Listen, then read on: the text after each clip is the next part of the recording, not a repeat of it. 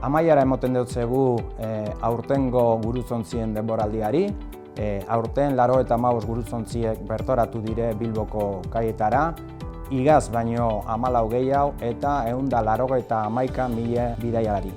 Respecto al tipo de cruceros que han venido, pues muestran la versatilidad del puerto de Bilbao.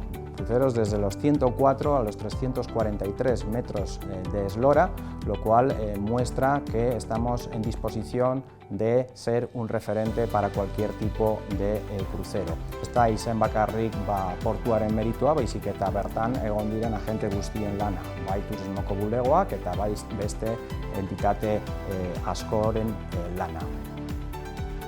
A partir del año 2027, y ya se están ejecutando las obras, los cruceros serán capaces de conectarse a la electricidad que suministrará el puerto, gran parte de ellas además producida por el propio puerto, pero en todos los casos energía de origen verde, con lo cual va a suponer una reducción importante de emisiones de CO2, entre un 85 y un 95% para los cruceros, y también de costes para las propias líneas. Kokatuko gaitu bere bai, Europako punta-puntako guruzontzien terminaletan, eta nik uste dut ospatuteko moduko arrazoi bat dela.